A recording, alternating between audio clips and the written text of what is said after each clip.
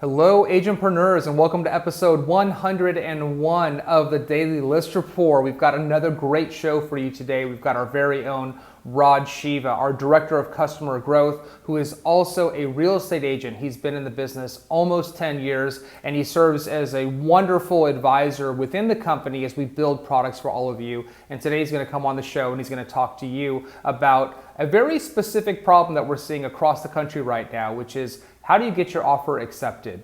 Super low inventory, right? And buyers are making multiple offers. So they're not getting the house that they want, which is a really frustrating thing. So I think a lot about, from a customer empathy perspective, how it feels when you didn't get your first offer, or your second offer, your third offer, and you're settling for your fifth best choice of a house. And it's actually a really difficult thing. And so Rod's going to give us some tips to make sure that you can maximize how you get that offer accepted. Couple other things while you're here. One, make sure you subscribe to this channel. Click the little bell to be notified of all future episodes. That clicking the bell is very important because that's the only way that you're going to be notified directly when we publish a new episode. Second, as we announced on Friday for our 100th episode, we're running a very fun contest right now. There's a link below in the description. Click that link, subscribe to the channel, follow the rules. You can invite friends, and we're going to give away $300 gift cards. We're going to announce those winners on this show this coming Friday. All of the rules are there. Click the link. Super easy. Make sure you don't miss any of these episodes. So without further ado, I'm going to bring on Rod. Rod, why don't you say hello again to the agentpreneurs of ListReports? Hello, agentpreneurs.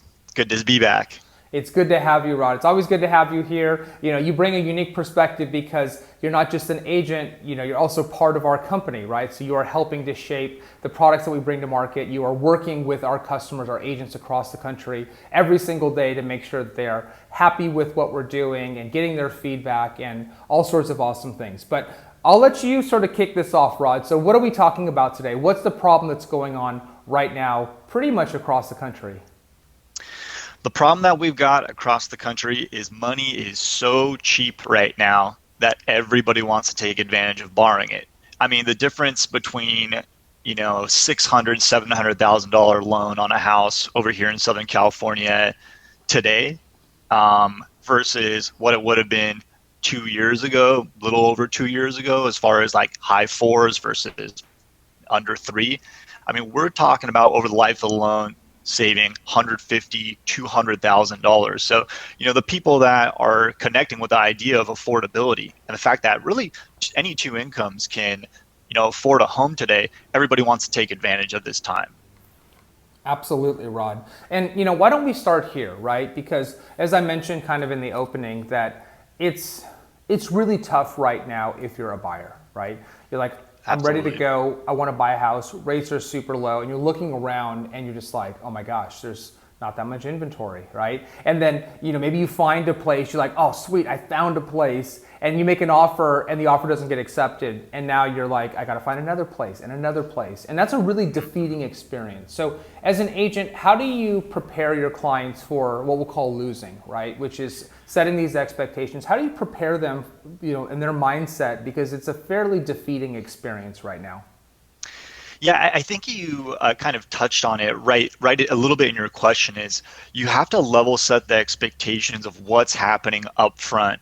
Most buyers that are thinking about affordability, it's the first time that they're really even considering buying a home. So it's really not top of mind for them to think about the idea of, well, they're doing it too. They're doing it too. They're doing it too. So as an agent, it's really important to just take a couple minutes, help them understand the environment that they are, competing in to actually get into a home, knowing that, hey, the reality is there's going to be multiple offers on a lot of the homes as inventory is really low, and we're going to lose a little bit potentially. Or we want to do the maximum levels of preparation that we can do to minimize the number of missed opportunities. Yeah, that makes sense. I'm trying to think, right? If you're working with a buyer, right? And, a big part of a home purchase is an emotional one for a lot of people. There's something about that house that they just fell in love with, right? And that may drive the sale. And so now you've got somebody who's like, hey, Rod, I found the perfect place, right? And let's just say for whatever reason, didn't win the deal. Some cash buyer dropped $100K over offer, whatever, right? You didn't get the deal. How do you Yeah. prepare them for, you've prepared them for that, right? But preparation and sort of the intellectual exercise of losing something isn't the same as actually losing something, right? So how do you sort of console them or help them, encourage them that there's a place just as good or maybe a better place right around the corner? It's a really tough thing to do, and I think it's because, there aren't that many perfect homes. I think it's conditioning the buyer to kind of realize that, hey, we're going to have to give up some things on pretty much any type of a home. So I don't know that it's necessarily something that is easy to do. I just think you have to kind of get them through the motion, look at lots of different homes, and eventually your one's going to be the one that sticks. It's a really tough thing to do. I don't know that there's a perfect strategy for something really like that, to be Well, honest. here's a thought, Rod, right? I'm kind of spitballing here, right? I'm not a real estate agent, so I haven't had to experience this directly, right?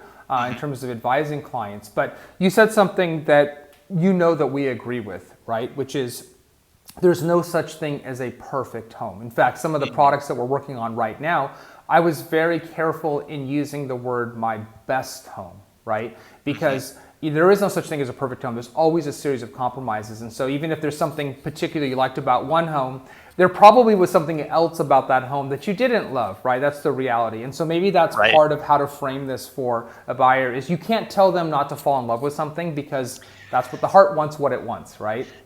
Yeah, and honestly, the entire process, you kind of want to keep that neutrality there, is to say that home ownership and getting into a home it's a process. You literally, on both sides, whether you're selling a home or you're buying a home, you are literally putting one foot in front of the other, just waiting to get to the finish line. That's really what it comes down to. Lots of different things can happen. Things can change overnight. I mean, you ask lenders today, they have like 50 bips premium, just like this. All of the loans are about to change if you weren't already locked in. So things change daily, and it's kind of just keeping a nice neutral, keeping your composure neutral, and just kind of getting people to look at a lot of homes. Eventually, the right thing's gonna the right home's gonna come up, and they're gonna get in, but not putting too much emotion into it, because you may be setting yourself up for a heartbreak. And you may be doing that, especially in today's environment where it's so competitive as a buyer. Absolutely. So, with that said, right, we're here to talk about how to win, right? We're not interested in losing, right, Rod? We don't care about Right. losing. We want to win. So, That's right. What is the first thing that someone can do to make their offer stand out? How do we maximize our chances of winning a deal? So I think the starting point as it relates to putting an offer out there is knowing what's customary in your area and making sure that you deliver a complete offer. Like you'd be amazed that, some of the bidding wars that even I've gotten on different listings where you don't get complete offers. And just to list some things over here in Southern California, the most complete offer has a purchase agreement, proof of funds, a pre-approval letter, your earnest money deposit, FICO scores. And if you're just leaving a few of those things out or a couple things out, well, you're putting yourself at risk. If you had the identical offer side by side and one is a little bit more complete than the other, well, all you're doing is showing that other person is probably a little bit more, I don't want to necessarily say like lazy, but they're more professional in their handling of things. They're not cutting any corners, and that should be a better experience. So, I'd say don't leave anything out. If you could put a really nice touch on it, wrap it in a bow, put it as a single attachment, that's really professional, and it's going to be encouraging the listing agent to want to kind of potentially work with you. Well, Rod, let me ask you this. It made me think of something. And, I'm sure more experienced agents know this, right? But maybe for newer agents, maybe this is a dynamic they don't think about, which is, let's say in that scenario, right, where the offers are exactly the same, right? As the listing agent, you have a fiduciary duty, right, to your client to maximize the price. But let's say that the offers are equal.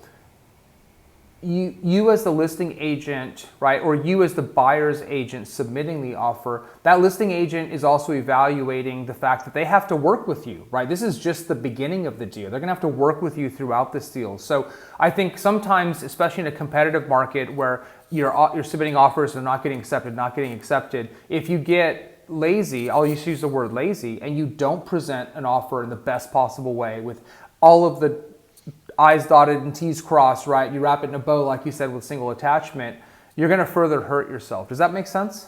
Yeah, completely. I mean, cutting corners or just having a level of completeness that's short of what's par or what's customary is just, it's a disservice to yourself. It's a disservice to the client. Like, sorry if it takes a little bit of extra effort asking for these couple items or getting an EMD on each one of the properties you're submitting an offer on. It's just, you're just shortchanging yourself. I mean, what do you expect? That's going to be one of the things that is going to get you more no's, and you don't really want that. That's really what it comes down to. So if you didn't want to do the effort because you don't believe that there's really the value in that specific thing, well, all you're going to do is spend more time or waste more time showing more properties and other things later down the line. That makes perfect sense. So, with that in mind, what should buyer's agents be doing even before they write an offer? They got to get the listing agent to love them. Like, I mean, and you're not always going to be able to do that, but you should make that the goal. If I'm writing in an offer, almost every time I'm checking out what's going on with the listing agent. I'm finding out, do they already have any offers? I want to make sure that they hear my voice. I want to speak on behalf of the clients that I'm serving, make sure that they get an idea of the story.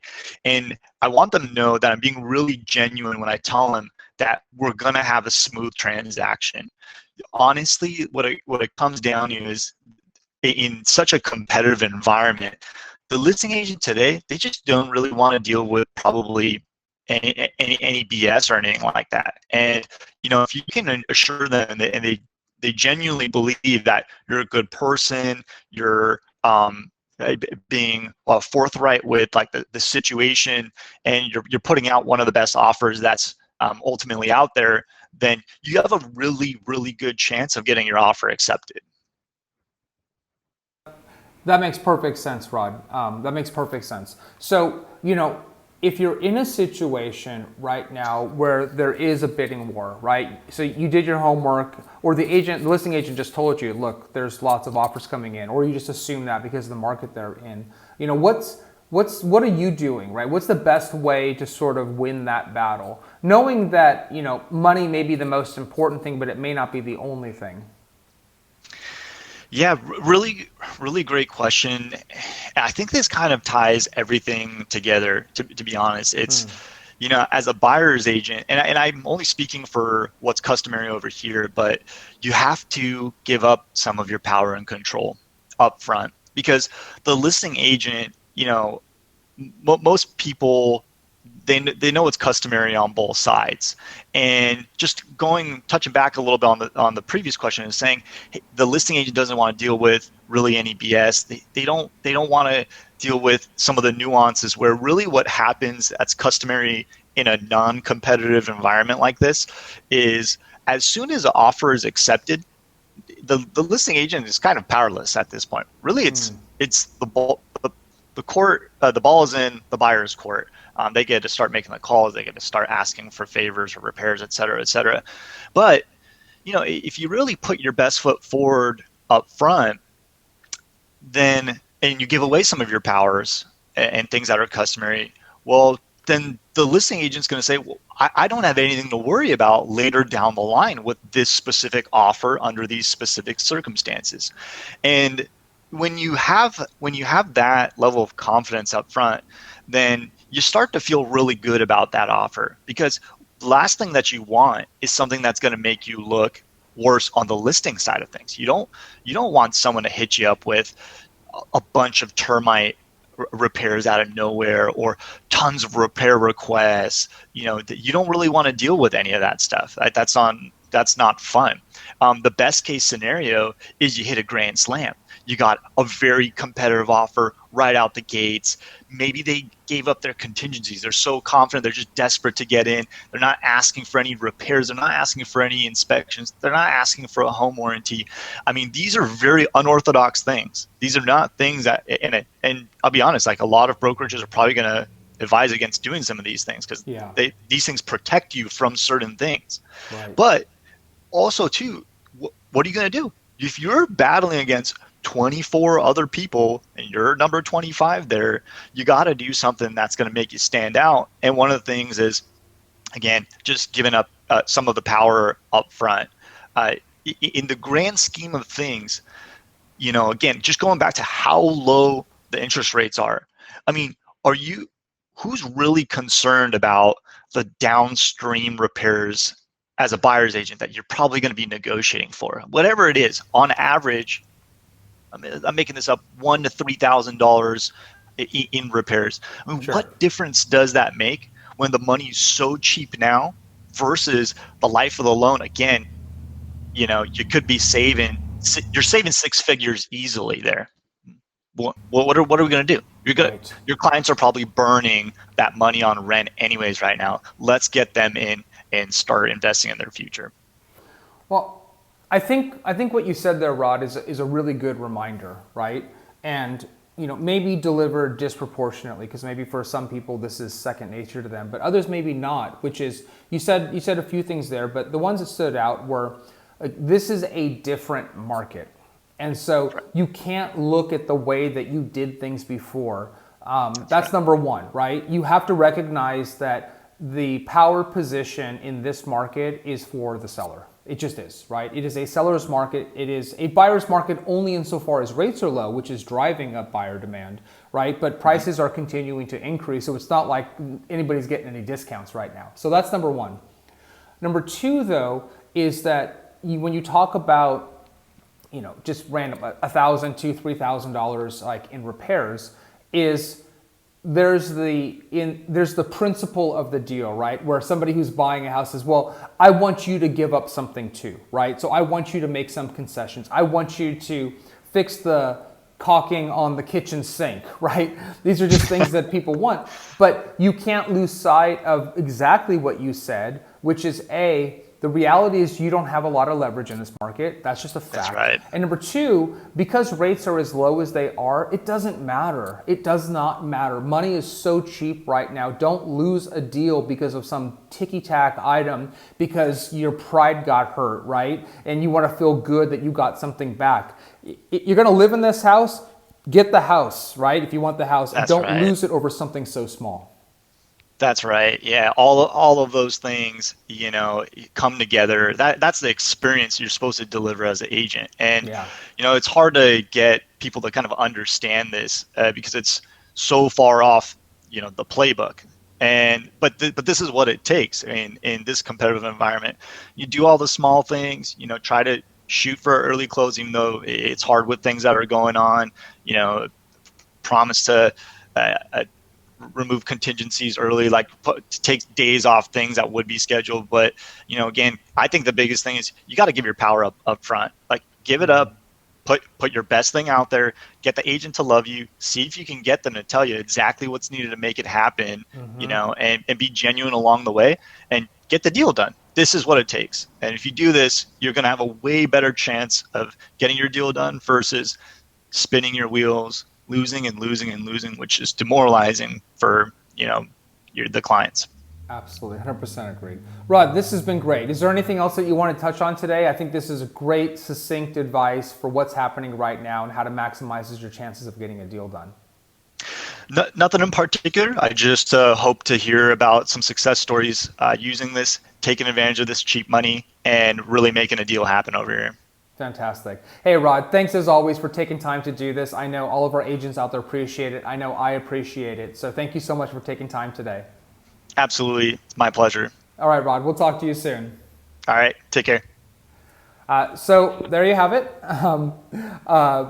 Great discussion there. I think really tangible, good advice, which is sometimes it's easy to forget about the market that we're in. Sometimes it's difficult to forget about the pride that we all have when we try to make a deal, which is, nobody likes to have to accept the high price. Nobody likes to, not get any concessions in the deal, but that's the market that we're in right now. And again, don't lose sight of the prize, I think is the thing. Don't lose sight of the prize, right? Rates are unbelievably low. Money is super cheap.